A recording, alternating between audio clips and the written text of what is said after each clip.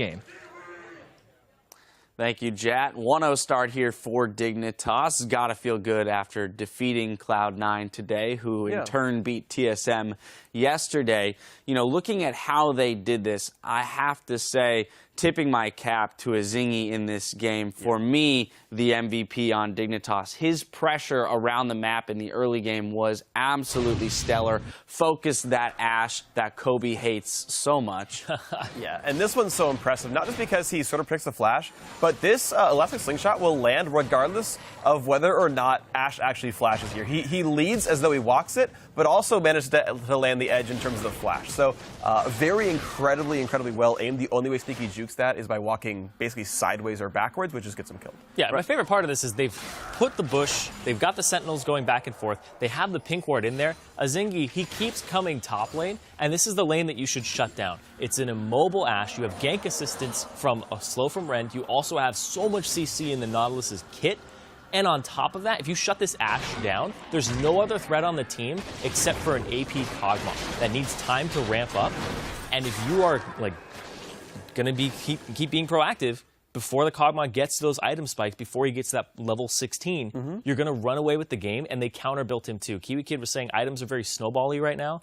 They definitely seem to be in that matchup when you have one AD threat that's shut down and then an AP Kog'Maw that needs tons of resources, and then you build like all these Spirit Visage, you're like, oh, we got an Aegis of Legion, Locket very early on. So there was pretty much no threat there, and they started diving turrets very early on. Yeah, that's the cool thing about having multiple tanks in the team, right? And it was so impressive, too, like the coordination between Kiwi Kid and Core JJ as well, where the Nautilus would play overly aggressive. He'd start fights with his body, tank 2 turret shots, knowing that Core JJ is going to pull him right back out, and the fight has started, and the whole like advantage of this turret as a defensive structure is basically nullified because you just have it target switch and then more stuns come out. Kalista, man, it's turret dive done easy at that point. I mean, I think what Kiwi Kid said there, in that a couple kills early can swing that lane so heavily. We saw the forced double Dorans there for Ashe, the early Bloodthirster for the Kalista, which is already an earlier item spike. So delaying the eye edge even further, picking up the Bloodthirster, and then level 2 boots made it such a huge uphill battle for Cloud9. Now, when we look at Cloud9, though, Incarnation, second day, playing Kog'Maw on the stage, without as much pressure onto that mid lane as he did with his matchup against Bjergsen, seemed to find more success, was up in CS at 10 minutes as opposed to down 40 CS.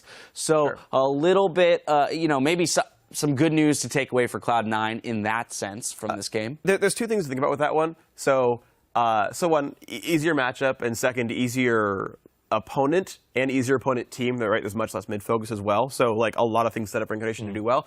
We also watched him a lot less this game. So like in terms of unforced errors, we saw that cannon minion. We saw that cannon minion queue. So, but yes, I think Incarnation generally is going to settle in better over time. In this game, he was, I think, like the best performing player on his team in the first 10 minutes. Like highest CS, was actually winning his lane.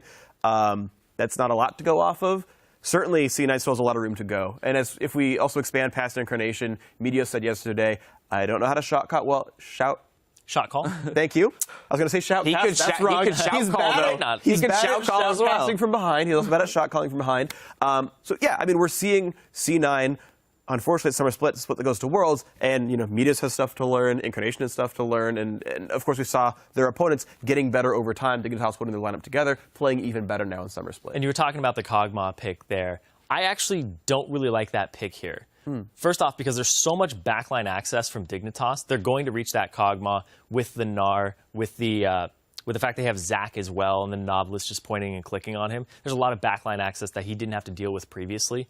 And then on top of that, it's not something that's able, and especially the way that the game played out, you're not able to really roam on Kog'Maw. You need to stay in the lane and farm, and the game got out of hand very early on. So in this situation, it was not that great of a pick, but that's in hindsight.